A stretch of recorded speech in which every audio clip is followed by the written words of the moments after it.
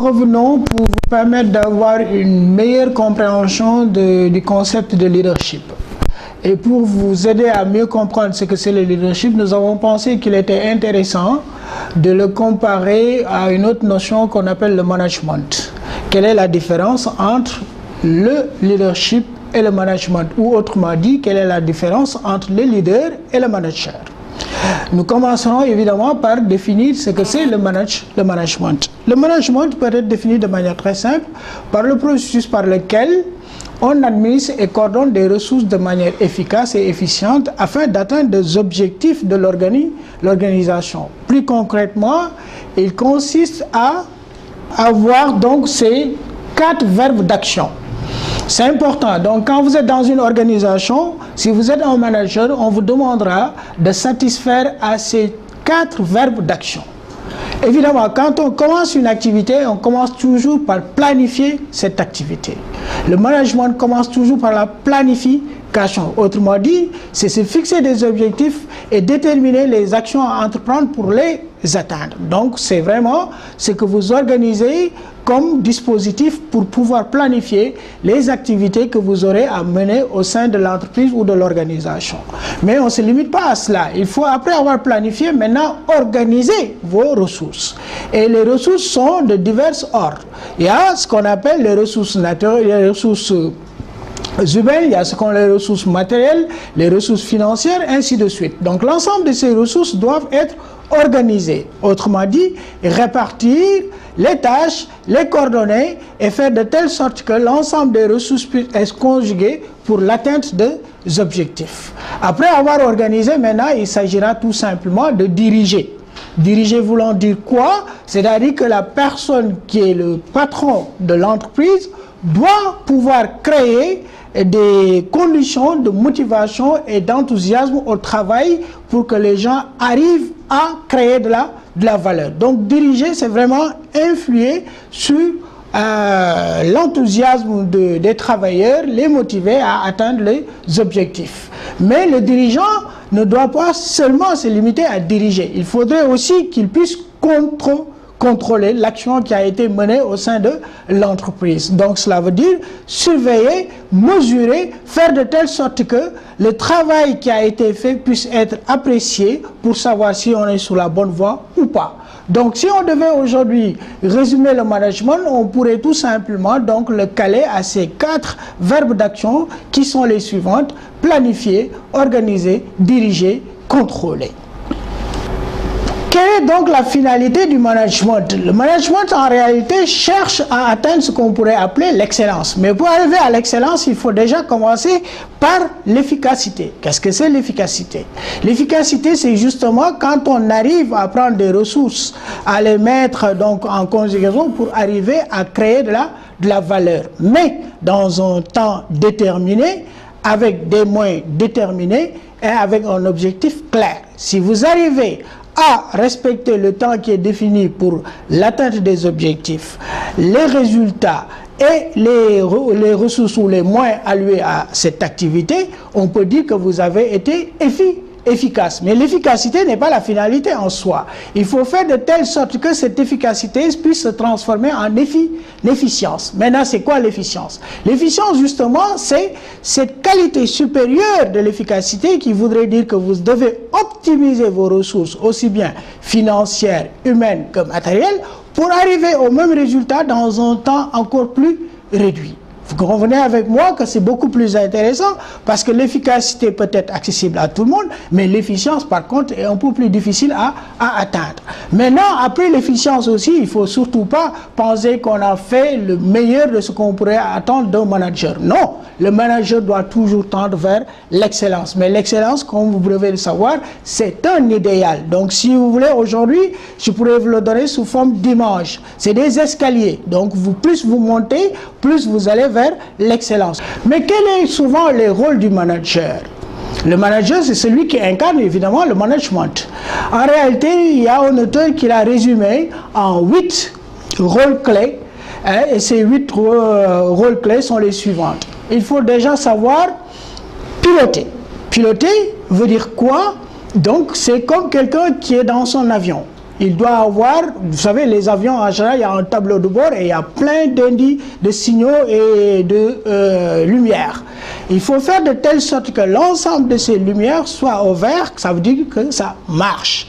Si c'est au rouge, évidemment, c'est qu'il y a des problèmes qu'il faudrait déjà solutionner pour arriver à les rendre verts. Mais piloter veut dire tout simplement aussi arriver à pouvoir performer. Performer veut dire amener l'entreprise à faire du résultat, à créer de la valeur, du profit.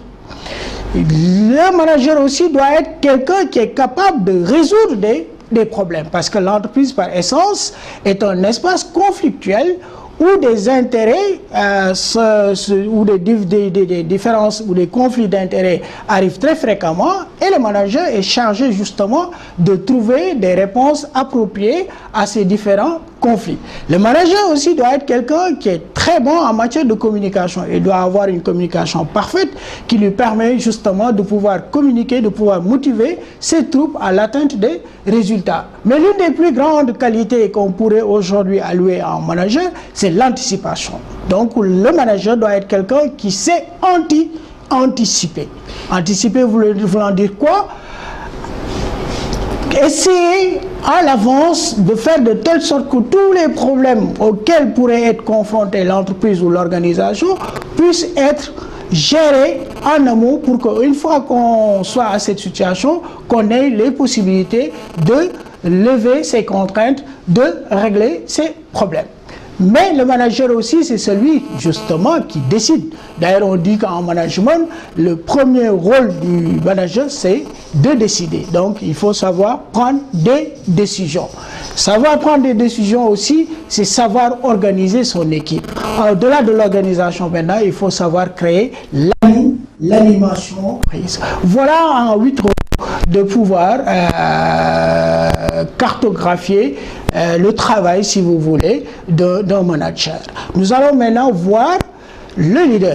C'est un rappel. Le leadership, donc, on l'avait défini tout simplement comme étant justement cette attitude qu'une personne peut avoir à influer sur les autres et les amener à atteindre l'objectif qu'il s'est fixé, mais qu'il a fini de vendre à l'ensemble de sa communauté pour que tous ensemble, qu'il aille dans le sens de l'atteinte de ses objectifs. Retenez cela, c'est très important parce que c'est cela qui vous permettra évidemment de pouvoir comprendre la différence qui peut exister entre ce concept et le management.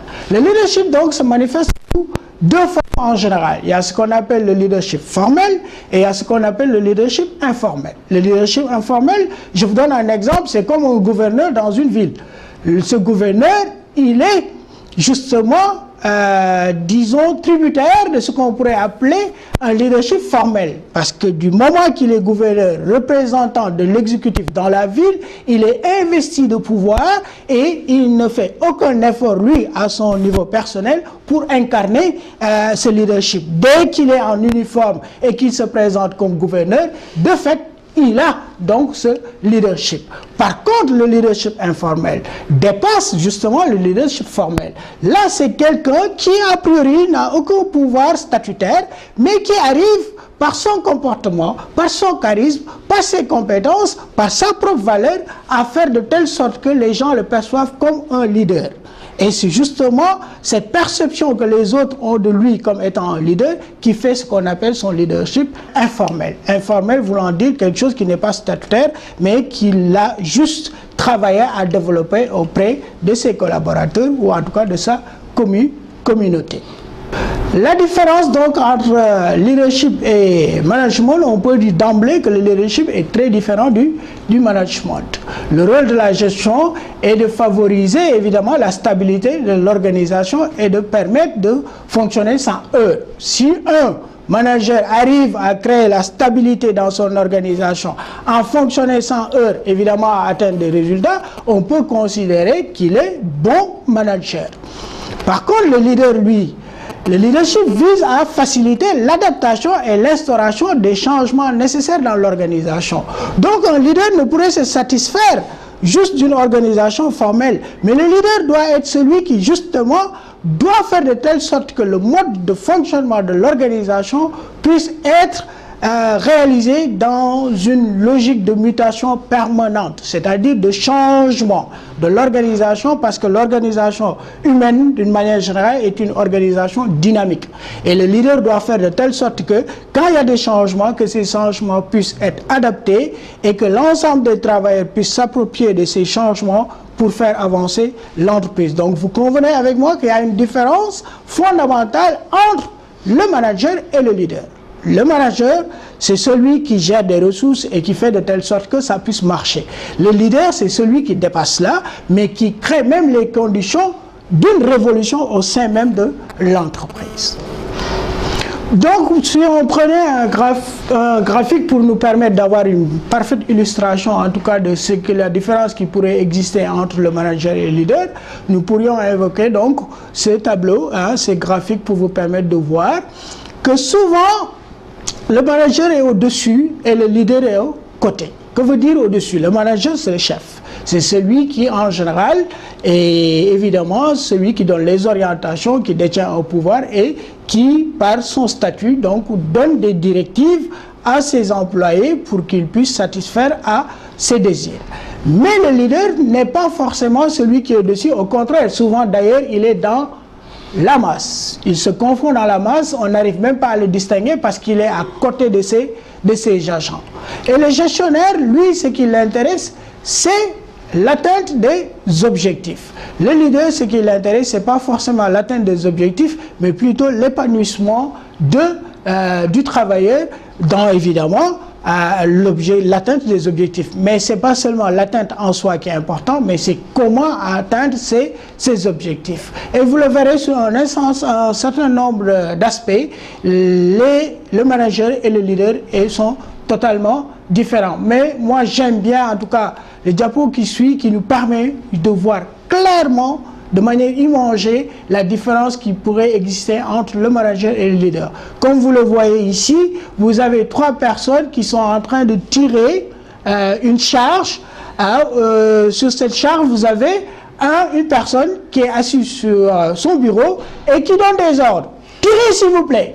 Et d'ailleurs, même s'il le plaît, il pourrait être de trop. Mais en tout cas, il est là, assis confortablement et il est tiré par les autres. Parce qu'il a tout simplement ordonné.